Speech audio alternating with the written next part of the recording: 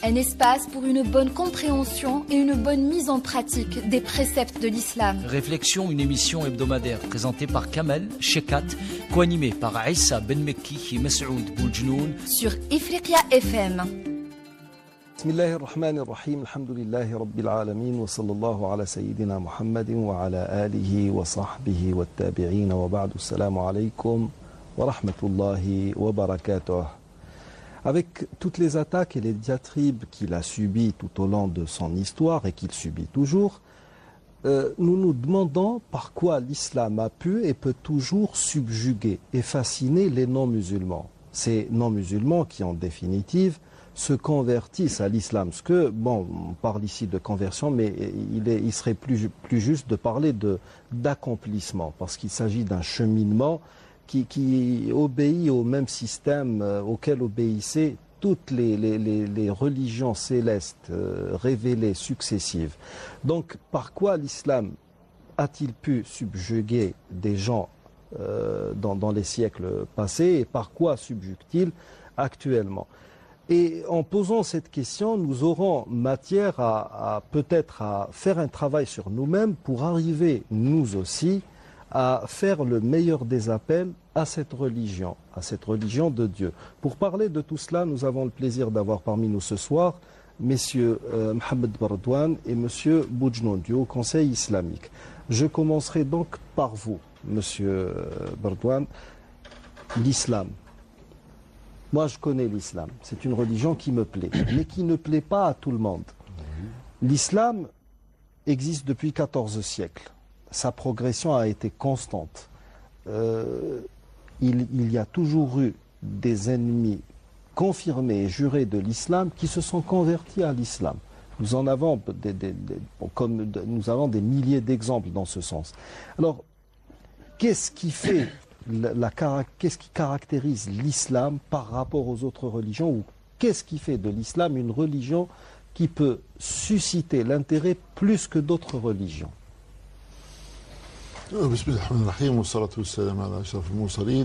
Évidemment, vous avez des peuples entiers qui sont arrivés à l'islam très rapidement, en particulier lorsque leurs chefs ou leurs souverains se sont convertis à l'islam. Vous savez que c'est un fait historique avéré dont ont parlé les spécialistes en histoire sociologique, que souvent le comportement du chef influe sur le groupe. Oui. Et souvent lorsqu'un roi ou un souverain se convertit à une religion, et c'est vérifié aussi pour le christianisme, vous avez l'ensemble de sa population, de gré ou de force, à un titre ou à un autre, se convertit à cette religion. C'est l'exemple de Constantin qui a choisi au IIIe siècle le christianisme comme religion. Alors on se pose la question aujourd'hui, est-ce que c'est le christianisme qui s'est romanisé ou c'est Rome qui s'est christianisé? Tout le débat est encore là. Oui. Donc vous avez des populations entières qui sont arrivées à l'islam.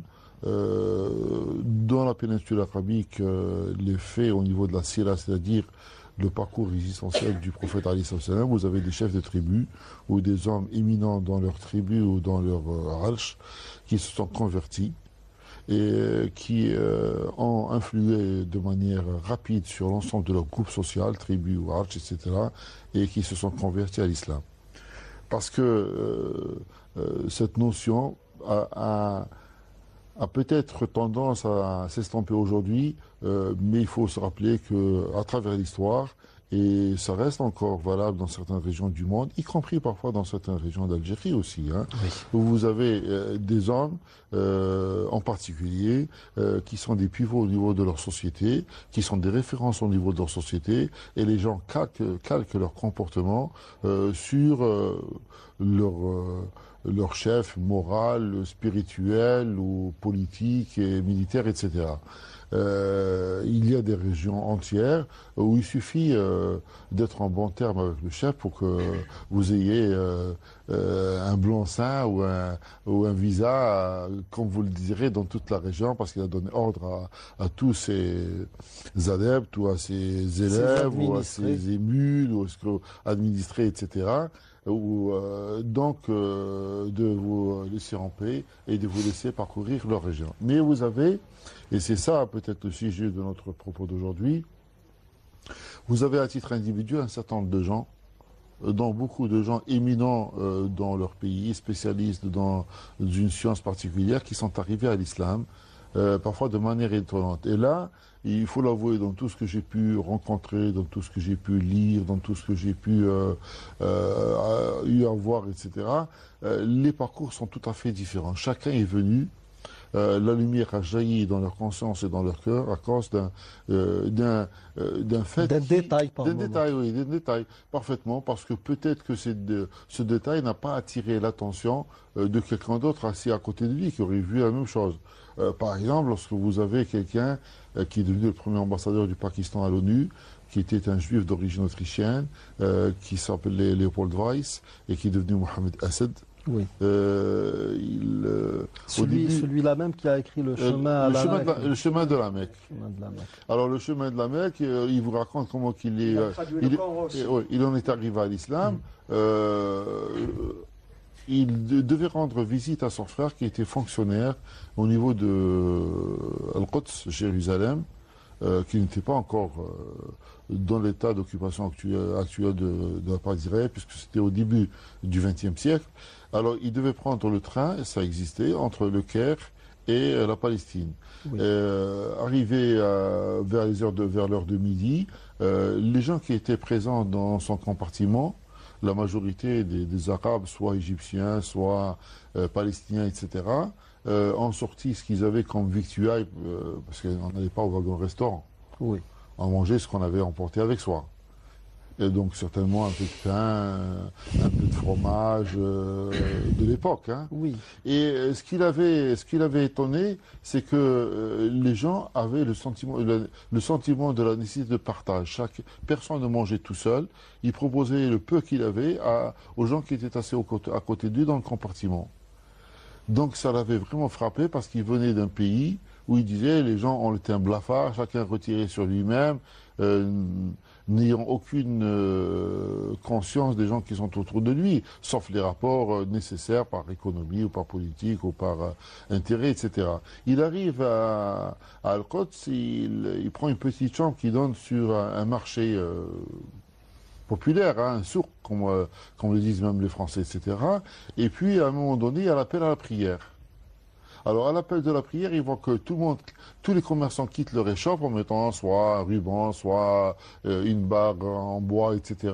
Et pour indiquer ils laissent leur étalage, ils ne sont pas là, ils laissent leur étalage, ils vont faire leur prière, ils reviennent. Et cette simplicité, voilà. Beaucoup de gens sont arrivés à l'islam quand ils ont vu la simplicité de la pratique musulmane. D'autres, évidemment, suite à des études profondes, ils ont été convaincus par la limpidité, la clarté, la netteté du dogme musulman, où il n'y a pas d'effort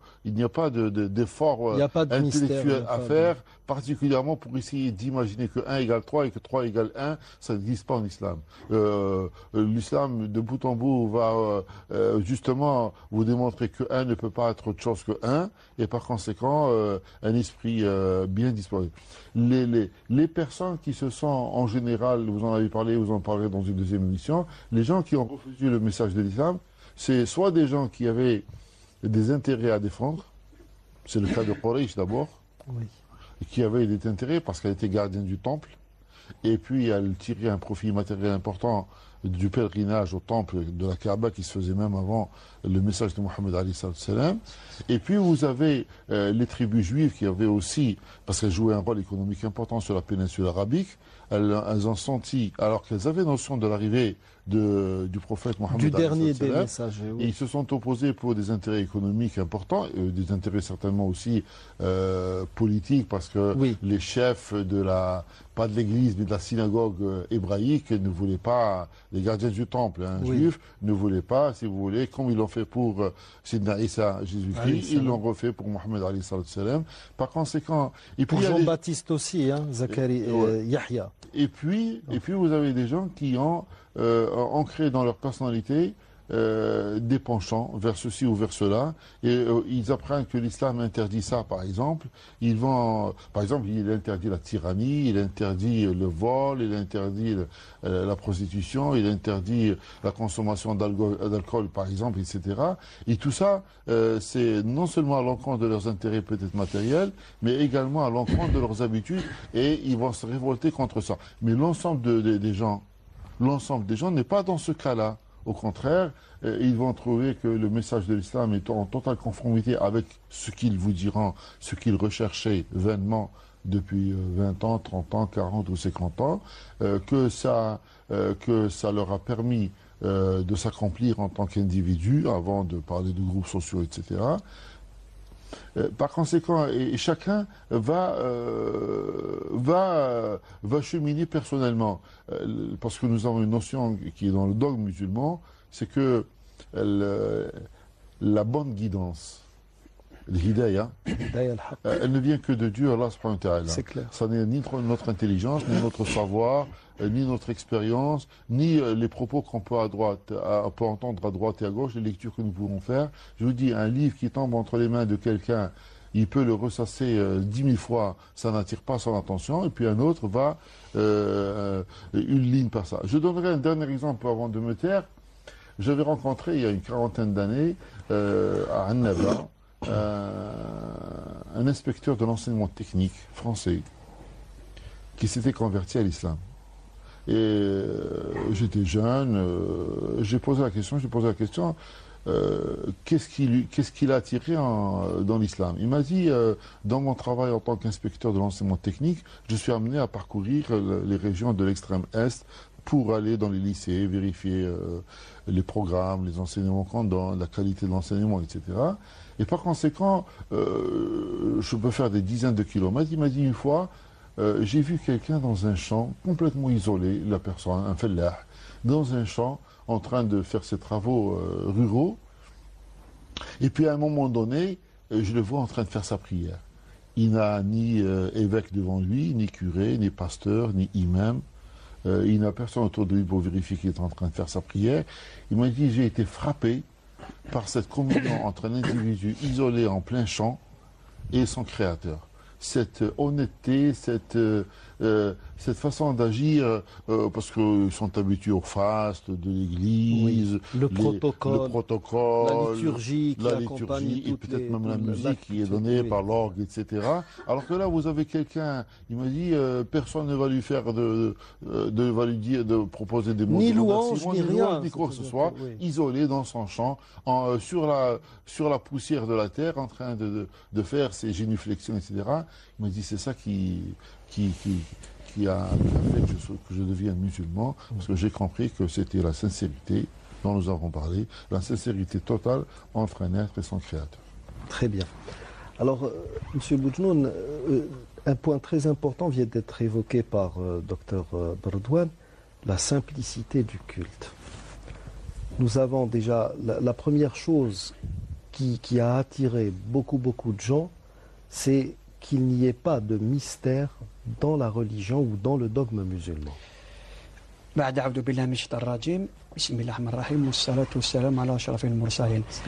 Tout d'abord, vous avez bien dit dans votre introduction que les Occidentaux ne veulent pas parler de conversion. Ils préfèrent dire reconversion plutôt. Oui. Donc ils étaient déjà musulmans. Les Occidentaux qui se convertissent. Bien sûr, ils sont revenus à l'islam, oui, qui est la religion naturelle, comme tout un chacun le sait. C'est la religion primordiale. Donc je me souviens que Eva de Vitré-Meyerovitch, rahimahullah, qui était musulmane, qui était la traductrice attitrée de Jalal Din Rumi et de Mohamed Iqbal. On l'a interrogé un jour sur les causes de sa reconversion à l'islam. Elle a dit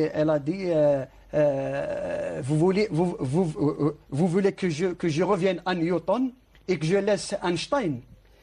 Elle leur a cité un exemple sur la physique. Donc Einstein il est plus actuel qu'Isaac Newton, bien sûr. Elle leur a dit, en revenant à l'islam, en me reconvertissant à l'islam, je n'ai pas abandonné Jésus et Moïse et les autres prophètes. C'est ça la particularité de l'islam. En devenant musulman, on continue à croire en tous les prophètes. Un juif, Dr Ben Radouane a cité Léopold Weiss, rahimahullah, qui était juif, autrichien. Il est devenu musulman, mais il n'a jamais abandonné sa foi en les autres prophètes bibliques. Oui, effectivement, la simplicité du dogme de l'islam, dépourvu de tout mystère, est une des causes qui attire beaucoup d'Occidentaux à l'islam, et entre autres causes aussi. Moi, j'ai étudié beaucoup d'exemples, beaucoup de récits d'Occidentaux qui ont embrassé l'islam. Et je peux vous dire que, à mon avis, on peut trouver trois causes principales. La première, c'est les gens qui étaient déjà des religieux, que ce soit des juifs ou des chrétiens. Ils ont déjà une pratique religieuse. C'est des hommes, par exemple, des hommes d'église. Oui. Nous avons plusieurs exemples et qui sont très anciens pour certains. Comme par exemple le cas du prêtre Anselme Turmeda, qui est un prêtre espagnol, qui a embrassé l'islam au XIIIe siècle, je pense, et qui a vécu à Tunisie. Il est devenu, on l'a appelé Abdullah Torjuman, il est devenu le traducteur du sultan de Tunisie. Il a embrassé l'islam, il a écrit une réfutation du christianisme, du dogme chrétien, de la Trinité, de la soi-disant crucifixion de Jésus alayhi salam. Nous avons aussi un grand pasteur de l'église protestante qui s'appelle Adam Neuser, qui a vécu au XVIIe siècle, si je ne me trompe pas. Lui aussi, il a embrassé l'islam après une étude approfondie des religions. Il a vu que le christianisme ne répondait pas à ses aspirations, qu'il était contraire à la logique. Donc il a embrassé l'islam et s'est enfui parce qu'il était menacé par l'Inquisition. Donc il est parti vivre à Istanbul et il est mort en Turquie. Nous avons aussi un cas d'un prêtre qui est mort en 88, rahimahullah, qui s'appelle l'abbé Jean-Marie Duchemin, qui est très connu à Paris. C'était un prêtre qui travaillait avec les immigrés nord-africains. Il leur rendait service, il leur écrivait des lettres. Dans le social. C'était dans un but de prosélytisme. Oui. Mais il a fini quand même par se convertir à l'islam. Il est mort au Maroc. Il a insisté pour être enterré à Rabat, si je ne me trompe pas, ou à Marrakech. En terre d'islam. Dans un cimetière musulman. Donc, nous avons aussi une autre cause qui c'est de la certitude des musulmans. Beaucoup d'Occidentaux, justement, se posent des questions sur cette certitude qui caractérise les musulmans en général. Les musulmans, un musulman a une foi, mon Dieu, très solide. Un musulman n'a pas peur de la mort. Un musulman n'a pas peur de la misère. Je parle du vrai musulman. Il n'a pas peur de la misère. Il met toujours sa confiance en Dieu. Entre autres, justement, savants occidentaux qui ont embrassé l'islam à cause de cette certitude, de cette foi très profonde des musulmans. Nous avons l'ancien ambassadeur allemand à Alger, Mourad Hoffmann, justement, qui a dit que j'ai embrassé l'islam en voyant comment les Algériens avaient résisté au colonialisme français. avec cette foi, cette certitude qui leur a permis de remporter leur victoire. Nous avons aussi un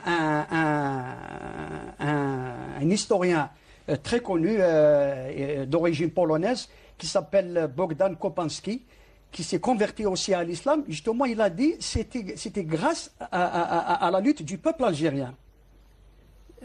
J'ai lu sa biographie, il a dit que c'est grâce à la lutte du peuple algérien et à sa résistance qui était inspirée par l'islam, par sa foi en l'islam. Il s'est converti à l'islam.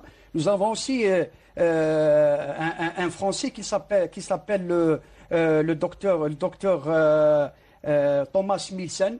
C'est un jeune médecin qui a la cinquantaine, je pense. Il a embrassé l'islam alors qu'il était en Afghanistan dans le cadre de Médecins sans frontières. Donc il a vu la foi des Afghans, comment ils ont résisté aux Russes. C'était une guerre communistes. terrible. Voilà, exactement. Et il était ébloui par cette foi profonde et il a fini par embrasser l'islam. Et nous avons la troisième cause, qui est celle des savants. Des savants, c'est-à-dire des scientifiques qui ont vu, après étude du Coran et de la sunna du prophète sallallahu alayhi wa sallam, qu'en islam, il n'y a pas une contradiction entre ce que dit le Coran, les versets du Coran, et la science. Entre les découvertes scientifiques. Nous avons beaucoup d'exemples à ce sujet, notamment le savant physicien tchèque qui s'appelle Milan Schulz, qui a embrassé l'islam il y a une dizaine d'années au Koweït, au cours d'un séminaire sur les Ijaz, exactement. L'insupérabilité du Coran. Exactement. Nous avons un grand mathématicien américain qui s'appelle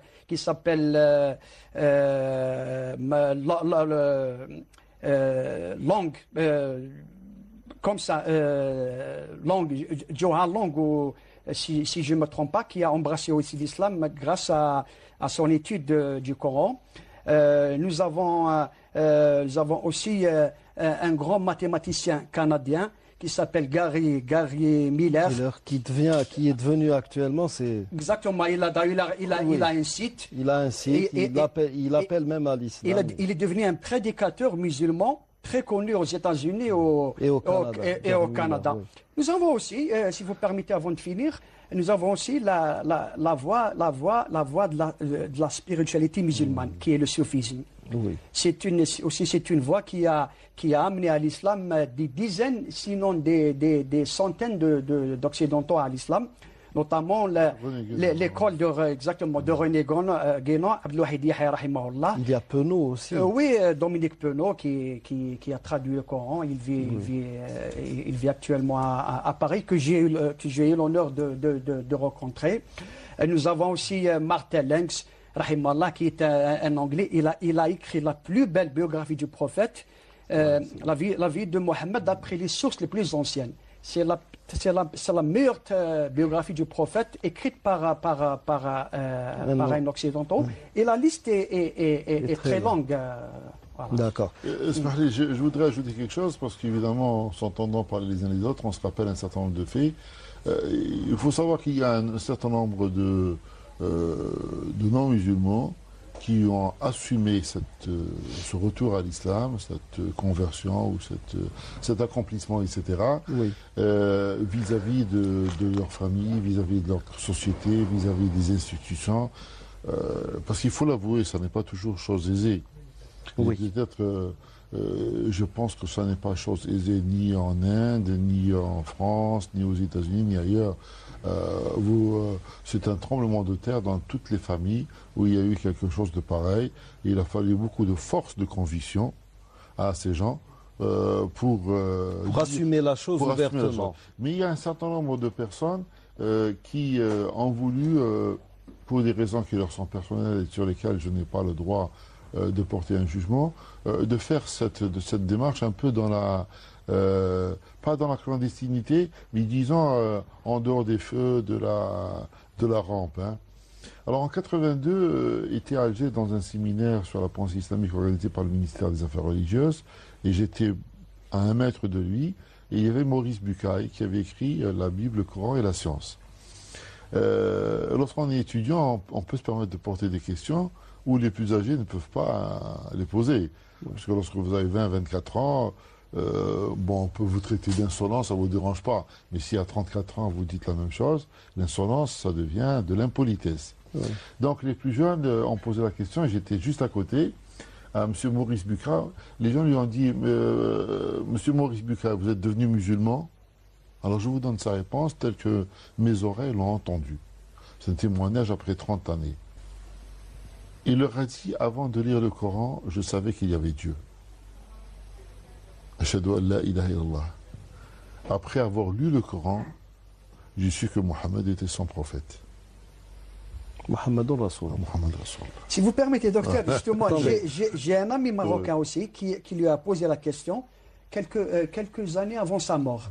Il lui a dit, est-ce que vous êtes croyant? Il lui a dit apparemment, vous n'avez pas lu la Bible, le Coran et la science. Oui. Donc, en lisant ce livre, normalement, donc il faut savoir que cette catégorie de gens existe et elle est peut-être plus nombreuse qu'on le pense puisqu'elle veut rester un petit peu... Alors je vais apporter un troisième témoignage qui est celui de Dr Saïd Chiban. Oui. Parce que lui, il a le livre dédicacé. Ah oui. Et justement, je lui ai dit, on était dans sa bibliothèque, et la bibliothèque de Dr Saïd Chiban, c'est la caverne d'Ali Baba. On est tenté de voler, hein. C'est clair. On aimerait bien y aller là-bas avec un oui. Donc, parce qu'il y a de très belles pièces. Oui. Et alors je lui ai dit, justement, est-il devenu musulman ou pas? Oui. Il m'a dit, si, et c'est lui-même qui le lui a dit, mais que, étant issu d'une famille catholique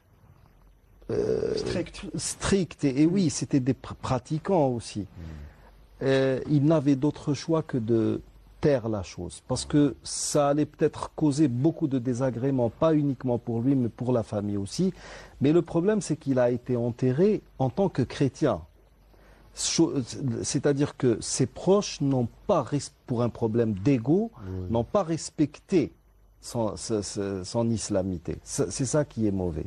Justement, alors, pour vous donner l'exemple, et les gens qui ne le savent pas vont être étonnés, parce que dans un séminaire organisé à 5-6 ans, à l'occasion du Salon international du livre d'Alger, qui avait été dédié à Frantz Fanon, il y a peut-être 4 ou 5 ans, c'est tout, Frantz Fanon, même son fils a été invité à Alger.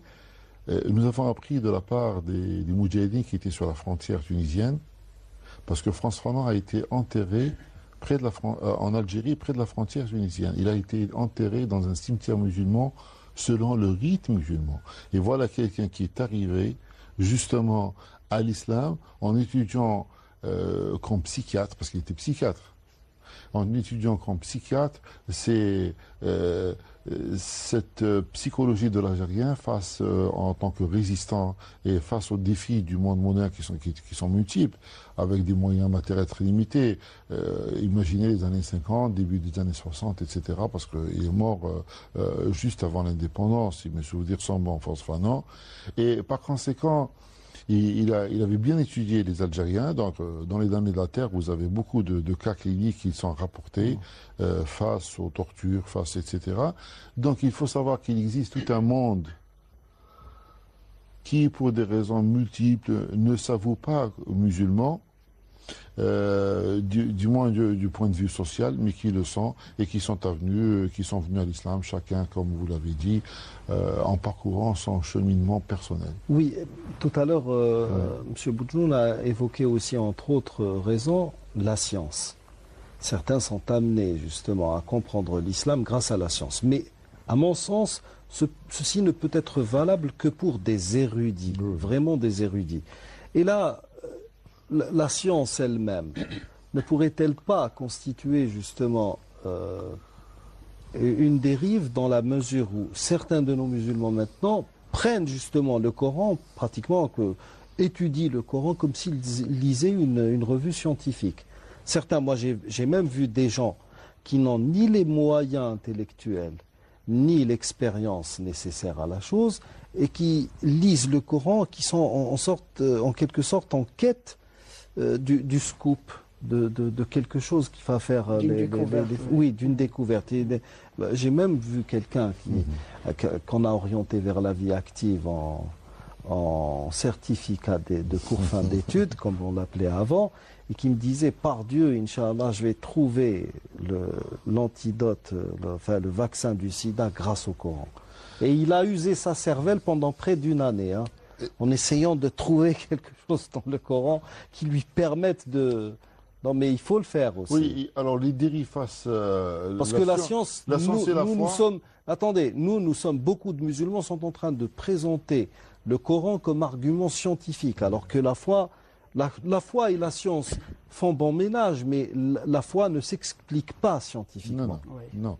C'est pour ça qu'il faut être pas vigilant, mais attentif. C'est comme si vous voulez mesurer le poids en or d'une boucle d'oreille avec un matériel destiné au poids lourd et voir le tonnage que peut présenter un semi-remorque.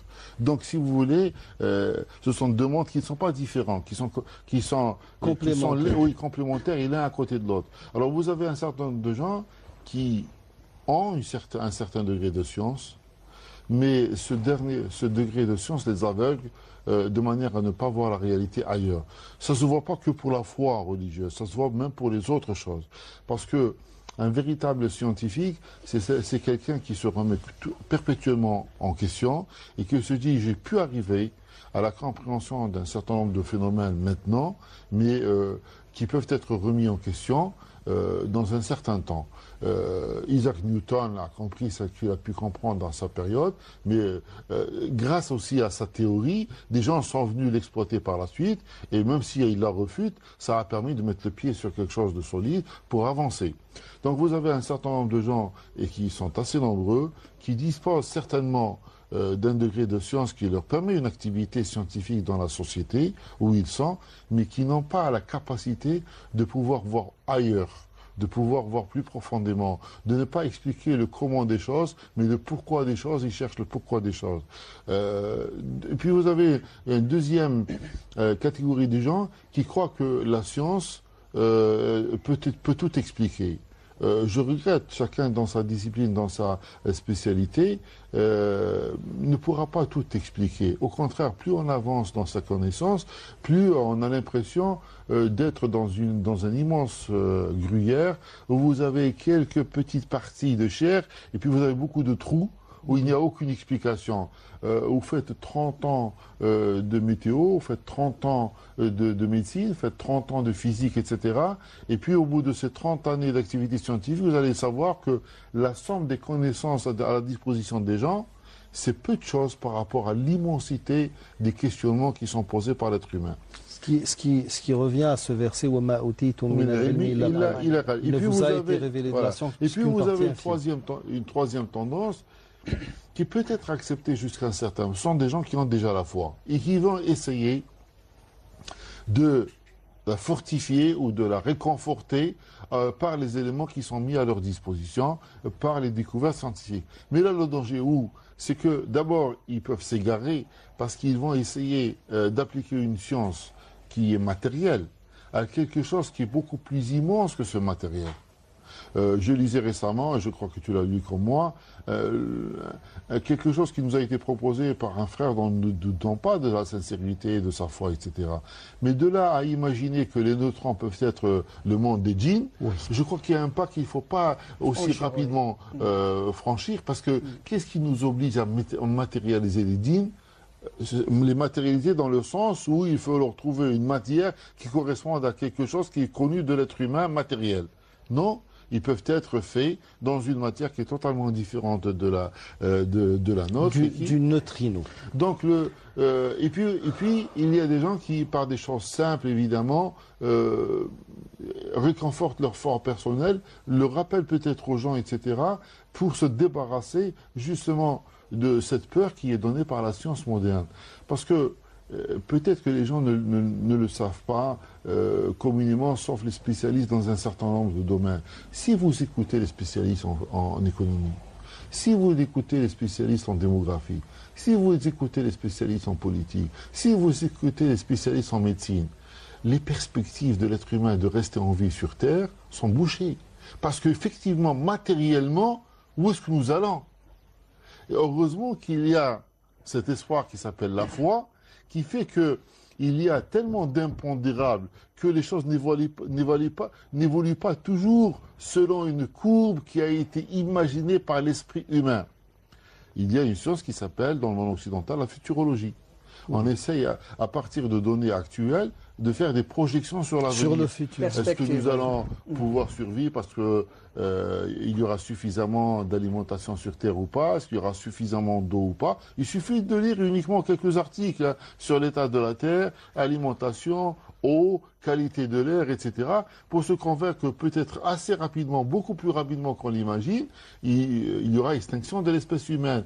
Mais lorsqu'on se regarde derrière soi, sur ces millénaires que nous connaissons au moins, l'espèce humaine, grâce à la foi, a survécu à des drames beaucoup plus importants que ce qu'on peut imaginer aujourd'hui. Oui. Imaginez une tribu sur la Palestine, telle que c'est rapporté dans le Coran, à sa tête donc les chefs religieux Ishaq, Yaqub, etc. où c'est la disette, c'est la famine, leurs enfants n'ont pas de quoi manger, leurs petits-enfants n'ont pas de quoi manger, ils sont obligés de se déplacer sur des centaines de kilomètres pour essayer d'aller chercher de la subsistance en Égypte, etc. Et les possibilités qu'il y a actuellement de pouvoir remédier à tout ça.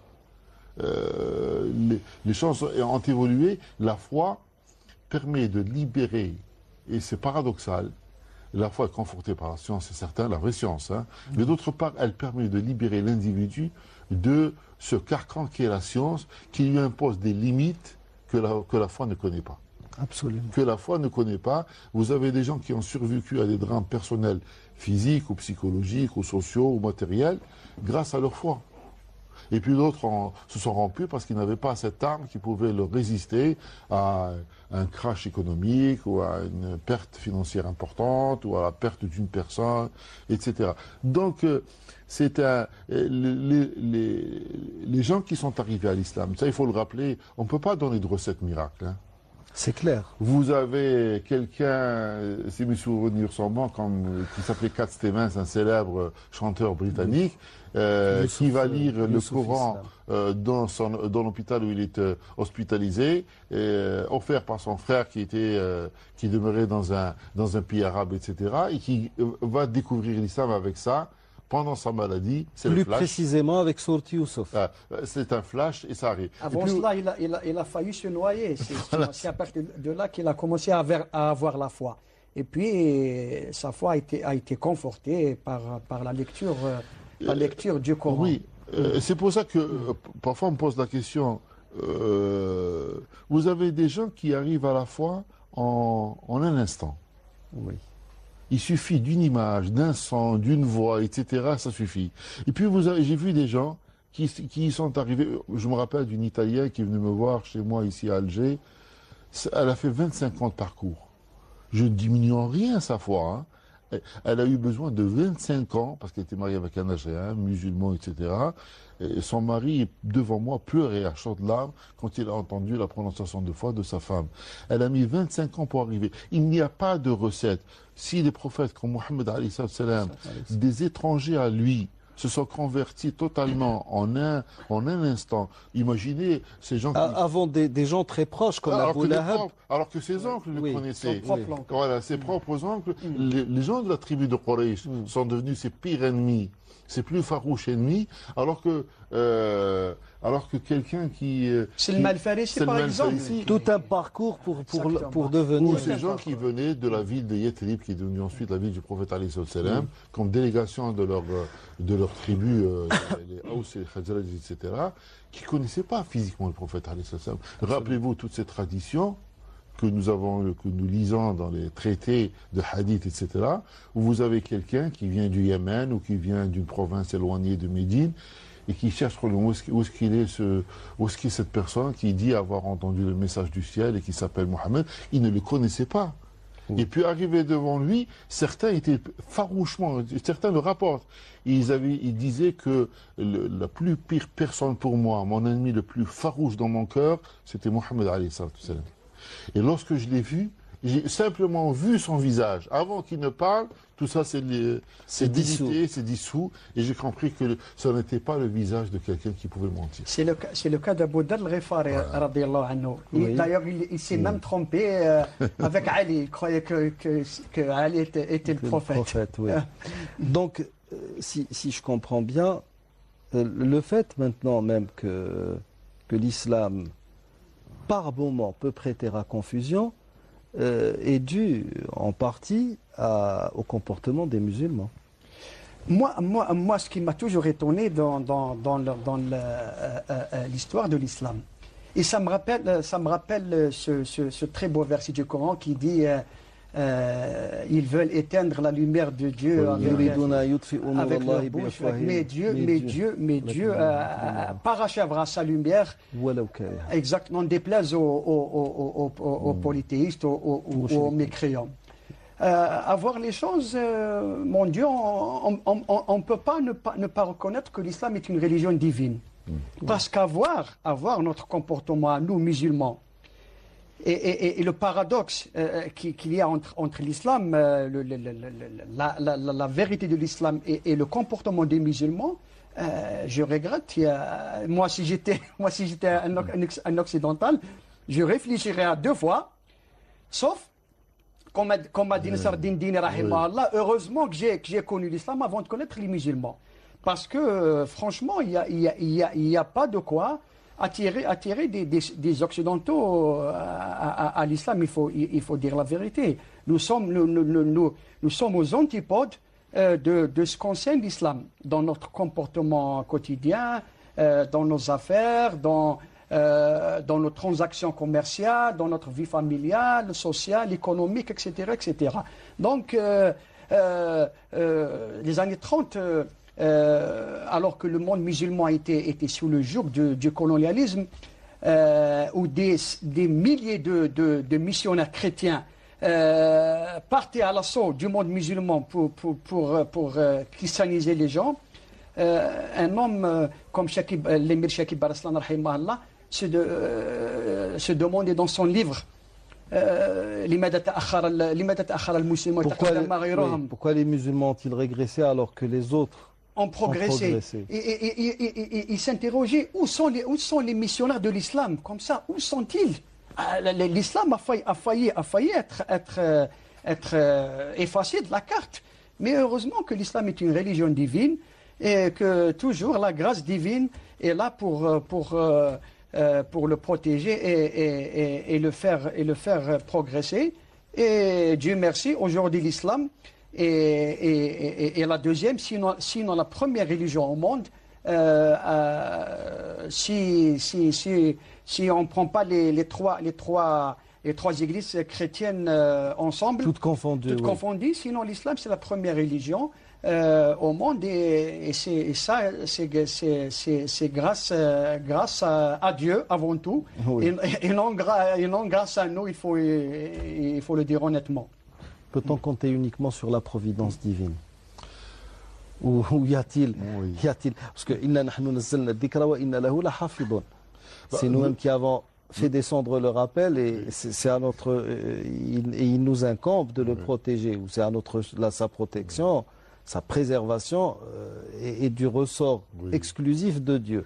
Ça, là, il n'y a pas de problème. Non, moi, je vais faire la même réponse que Abdel Muttalib, le grand-père du prophète, quand il est allé chercher ses chamelles. Oui, auprès d'Abraha l'Abyssin. Écoutez, je crois qu'on n'a pas interféré. Dieu, Allah subhanahu wa ta'ala, a pris acte de protéger ce Coran, de protéger cette religion, etc.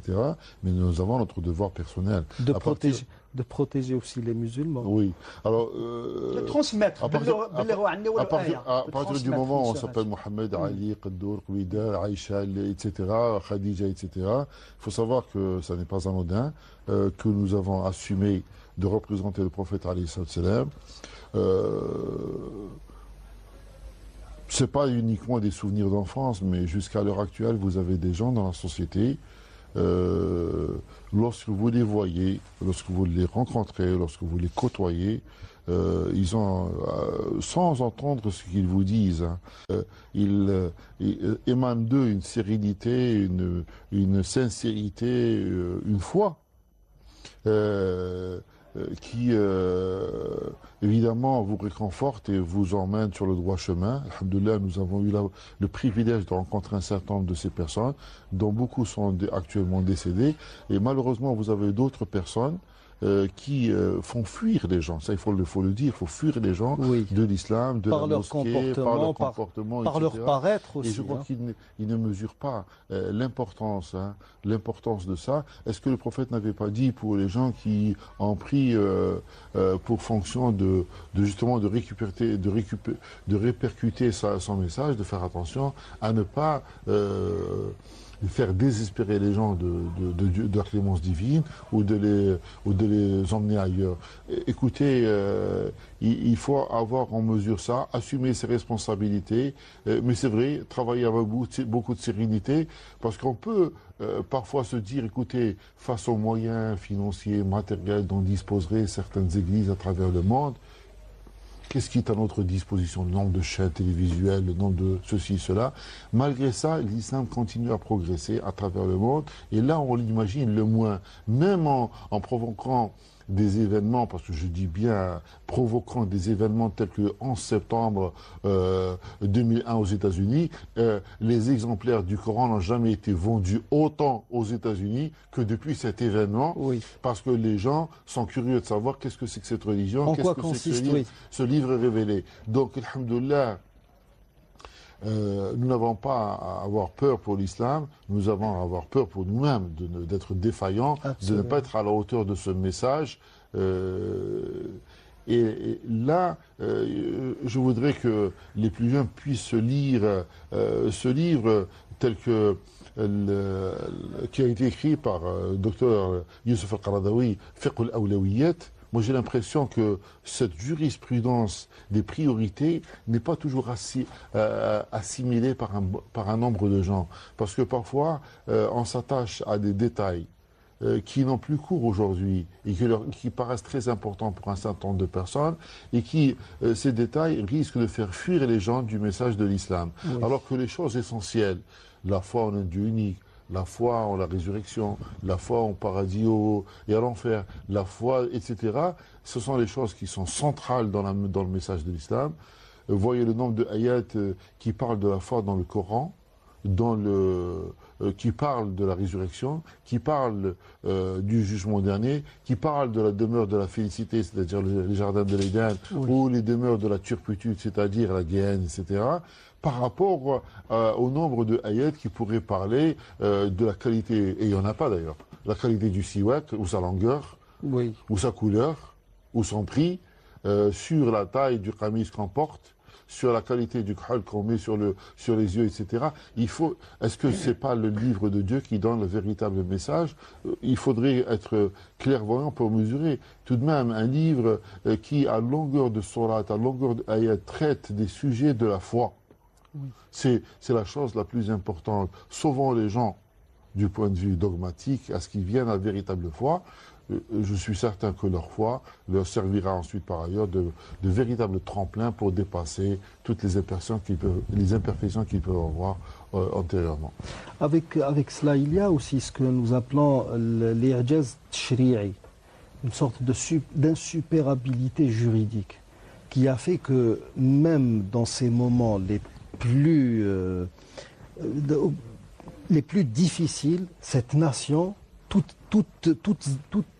ethnies confondues, a pu quand même se faire son petit bout de chemin. Parce que sous les différents colonialismes, la nation a été livrée à elle-même pratiquement, sur le plan social. C'est-à-dire qu'on subsistait selon ce que voulait le colon. Mais grâce justement à cet esprit que donne le droit musulman, les gens ont pu justement faire leur chemin, faire preuve d'endurance face à tout ce qui... aux guerres, face aux brimades, etc. Et puis tout le monde a pu justement suivre tout cela. Et ça a perpétué la oui, religion. vous savez, ce qui attire aussi, ce qui fascine aussi un peu les Occidentaux dans l'islam, c'est cette fermeté, cette solidité, cette symbiose qui existe dans l'islam. L'islam est le même 14 siècles après sa révélation. Le Coran est le même, la Sunna est la même. Par rapport à d'autres religions qui ont connu beaucoup de changements, qui ont essayé de s'adapter aux circonstances historiques en abandonnant certains de leurs dogmes. Alors que l'islam est resté tel quel et il résiste encore. Ça me rappelle une citation du grand penseur Najm ad-Din Bamat, rahimahullah, le grand penseur afghan, je crois. Russo-afghan. Il était russe et en même temps afghan, qui disait justement l'harmonie entre le politique et le spirituel en islam. Et la dernière ligne de démarcation à laquelle s'attachent les musulmans. Il dit le jour où il y aura séparation entre le spirituel et le politique en islam, ça ne sera plus l'islam. Ça sera une autre civilisation, appelez-la comme vous voulez, mais ça ne sera plus l'islam. Cette particularité justement de l'islam, cette symbiose entre le politique et le spirituel, entre le matériel et le spirituel, c'est ça justement qui donne à l'islam sa caractéristique propre et qui fascine justement beaucoup d'Occidentaux et qui a permis à l'islam justement et aux musulmans de traverser les vicissitudes de l'histoire sans aucun dégât, sans encombre. Et l'islam est toujours le même, tel qu'il a été révélé il y a 14 siècles de cela. Très bien. Donc l'islam est toujours le même, 14 siècles après sa révélation.